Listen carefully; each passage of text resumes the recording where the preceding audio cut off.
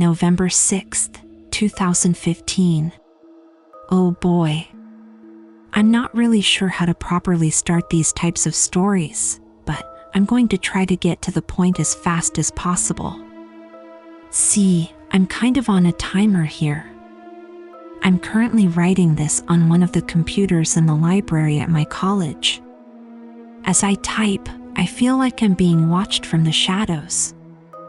I know it sounds crazy, but I need to get this story out somehow. Nobody here will believe anything I say. I'm falling behind on all of my schoolwork to the point where I might be put on academic probation. I also got fired from my part-time job because I was scaring the customers. Anyways, I want to at least do something so I can tell myself this was all worth it. Even still, it might not even matter in the end. Last year, I met a guy named Jack Driscoll. He was a pretty chill dude for the most part, and we actually became pretty good friends. My name is Ethan, by the way, and I'm currently finishing up my senior year in college. Wow, trying to finish up my senior year. Anyways, as I was saying, Jack and I started to become good friends after we found out we were pretty much into all of the same stuff. We both liked the same types of video games, the same movie genres, and even had the same taste in clothes. I had other friends, sure, but nobody that was interested in the same things I was. Sadly, this all changed last winter. Jack started hanging out with a girl from one of our classes named Elisa. It wasn't long before he asked her out and the two became an item. At first, I was happy for him. He never had the best luck with the ladies, so it was nice to see him with someone who genuinely liked him. We would all hang out from time to time and she came off as a really nice girl. Hell, I was even found myself getting a little jealous. About a month into their relationship, I noticed things started to change. Jack would stop hanging out with his friends and spend more time with Elisa. At first, I figured this was normal. A lot of people will want to spend more time with their significant other, and there really isn't anything wrong with that. I'd still see him and we'd play video games online together after class, so I didn't think too much of it. Then, things started to get weird. One morning, the two of us were waiting in line at the cafeteria. The food at our school wasn't the best, but it was fine for what it was. We got there a little late, so the line was on already pretty long, but nothing we weren't used to. Guess we should have got here earlier, huh? I laughed. Jack didn't say anything. Hey, buddy, you still asleep? I joked as I nudged his shoulder. Shut up, he murmured. I was taken aback by his response since he sounded genuinely angry. I'm only joking, I explained. Did you not get enough sleep last night or what? This line is too fucking long. I need to get out of here. Some of the other students started staring at us now. Jack realized this and turned around. You got a problem? He yelled at one of the girls behind us. The girl froze and grabbed her friend's hand. Dude. What the hell? Calm down. I yelled back. I had no idea why he was acting like this. It wasn't like him at all. Jack didn't say a word. Instead, he just turned towards the door and ran out of the building. After that incident, I didn't talk to him. I did try to get his attention in class for a while, but it was no use. After a few days, I stopped trying altogether. After a week, Jack stopped showing up to class. One night, I ran into Elisa in the hallway. I was done with classes for the day and was ready to head back to my apartment. Hey, Elisa, I said with a smile. Oh, "Hi, Ethan," she said, smiling back. For some reason, her smile sent a chill down my spine. Why did she seem so happy when her boyfriend was clearly not doing well? I adjusted my backpack before I spoke again. "So, what's up with Jack? Is he okay?" Elisa looked up, almost like she was thinking of the answer to a math problem. She turned back to me and answered cheerfully. "He's perfectly fine," she said with a grin. "He's actually better than ever." "Oh, okay," I said, clearly unconvinced. "Well, in that case, could you tell him that dash? Better than ever." She interrupted. This startled me. I wasn't sure why, but something about his girl suddenly felt sinister. She walked away, leaving me standing there in my confusion. I snapped out of the weird trance I was in. This is stupid, I thought to myself. I'll just try calling him again. I had called him before, but stopped trying when I was convinced he wouldn't pick up. That night, I decided to call him up and ask if I could come over. To my surprise, he answered immediately. "Yo," Jack answered. "Hey, man, what's up?" I asked. "What do you want? Is everything okay with you? You've seemed off lately." Silence. "Hello? Are you home?" "Yeah, WH dash. I'm coming over." After Jack told me he was on his way, the call ended. I'm not going to lie, I was pretty scared. The tone of his voice sounded panicked, almost like he was trying to get out of whatever situation he was in. About 45 minutes after the phone call, I heard a knock at my door. "Hey," I said as I greeted Jack at the door, "what's up?" I tried to remain as calm as possible. It was obvious once I saw him that something was seriously wrong with the guy. "I don't know," he whispered as his eyes darted back and forth. "Are you alone?" I nodded my head and let the poor guy in. He sat down on the old couch I had set up in front of the TV. My roommates were out for the night, so I wasn't really worried about anyone coming back anytime soon. "Dude, what is going on with Dash? Turn off the lights." I froze for a minute. "Jack, you're scaring me."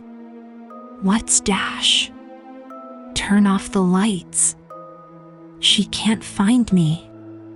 I did as I was told. This was turning out to be worse than I thought. "Are you talking about Elisa?" I asked, my voice trembling slightly. "Did she do something to you?" Jack didn't answer. I put my hand on his shoulder. "Dude, I want to help you. But there's nothing I can do if I don't know what's going on." Jack was violently tapping his fingers on his legs. He continued to stare at the ground as he answered me. "There's something wrong with her, man," he whimpered. "I think she's, like, part of a cult." I raised my eyebrows. I could tell he was scared, but this was a little much. Even still, she must have done something pretty messed up to him for Jack to think this way. "Why do you say that?" I asked. "Also, have you asked anyone for help? If she's scaring you that badly, you know you can go to the police, right?" "I can't." He jerked his head to face me and I almost threw up. Jack was crying, but his tears were black. I thought I was seeing things at first since the lights were off, but he confirmed my suspicions with what he said next. "She did this to me. I don't know how, but I know it was her. He continued to cry, the black liquid staining the couch cushions like ink. The other night, she caught me crying these gross fucking tears and said that I was ready. What the fuck is that supposed to mean? I didn't know how to answer him. This was totally beyond my realm of understanding, and I knew there was nothing I could say that would give him any relief. "We'll figure something out," I said, after about a minute of total silence. "But we should call the police. You should also go to the hospital. Whatever is going on with your eyes can't be good and needs to be looked at." Jack wiped his face with the sleeve of his hoodie. "She can't find me," he said, calming down a little. "If she finds me, I'll dash." Jack fell silent as we heard a soft knock at my front door. "Jackie, I know you're in there." It was a girl's voice. "It's time to go, they're waiting for us. Your friend can come too if he wants to." Jack sprung up from the couch, ran towards the back door and disappeared into the woods behind my apartment. "Jack, wait!" I yelled. It was useless. I raced after my friend while dialing 911 on my cell. I told police what was happening and they assured me officers would be on their way as soon as they could. Before I could respond, something hit me over the head and I blacked out. What happened next still seems like a horrible nightmare, but I know what I saw was real. When I eventually came to, I was tied to a tree trunk. There were several figures standing in a circle around another figure who was strapped to a chair. As my vision returned, I could see that each figure was wearing a long black robe and a blue mask. I focused on the figure in the chair. It was Jack. I tried to scream, but my mouth was taped shut. I finally came to the horrid conclusion that I was not only present in the middle of a cult meeting, but I was about to witness a human sacrifice. One of the cultists walked towards Jack and lifted its mask. It was Elisa. Grabbing his chin, she pulled his face close to hers and gave him a kiss. He pulled back and began swearing at the girl. I didn't blame him. I had a couple of things I wanted to say myself, but couldn't due to my own restraints. Another, taller cultist began to read from an old-looking black book. As he read, a number of other cultists swarmed Jack like hungry vultures. One cultist taped his mouth shut while two held down his chair. I watched in horror as a fourth cultist pulled out a rusty-looking tool. The cultist plunged the tool into each of Jack's eyes, slowly tearing them out. The blood that rushed from his eye sockets appeared thick now, like tar. To finish it off, the cultist that had taken Jack's eyes fixed a blue mask to his face. He was still alive, but for how much longer I had no idea. As the one cultist kept reading from the book, the ground beneath Jack began to tremble. Black tendrils sprouted up like demonic weeds. Some of the tendrils wrapped around his waist, others his ankles, and one even plunged itself down his throat. I was beginning to pass out. Suddenly, I heard sirens in the distance. This caused the cultist who was reading to stop. "What are you doing, you idiot?" one of the other cultists screamed. "If you stop now, he'll dash." The ground stopped shaking and the tendrils retreated back to whatever hell they came from. Everyone went silent. The cultists all seemed to freeze and, for a moment, almost looked like statues. The silence was soon broken by faint, sinister laughter coming from Jack. "You made him mad," Jack hissed. These were the last words I ever heard my friend say. I watched him break free from his bonds like they were nothing. Jack charged each cultist, tearing them apart and splattering their entrails all over the frost-covered ground. My vision started to go, and the sounds of the screaming cultists seemed to fade into the distance. I only wish I had totally passed out before hearing that horrible crunching, the sound of bones breaking and organs being devoured. My former friend was eating his captors, and I was sure I would be next. I woke up to a police officer shining a light in my face. "He's up. Quick. We need a paramedic over here." I sat up and looked around. "I'm alive?" I mumbled, still in a haze. "I know you just went through some shit, kid, but is there anything you can tell us about what happened?" the officer asked. "Leave him alone," another officer ordered. "We can question him after we get him out of this hellhole. The kid's got a massive cut on his side." "Right. Sorry, kid." I looked down and noticed my shirt was soaked in my own blood. I couldn't feel anything due to my current state, but it looked bad. I didn't speak the entire way to the hospital. I didn't know what to say. Things got even worse when the doctor told me that while I would survive, I was missing one of my kidneys. It's been a little over a year now since this all went down. Everyone has already heard about it on the news, and the school came under some heavy fire for not noticing something this big happening near their campus. Jack Driscoll is still missing, and is currently responsible for the murders of 10 students and the attempted murder of 1. I've gone on for long enough at this point.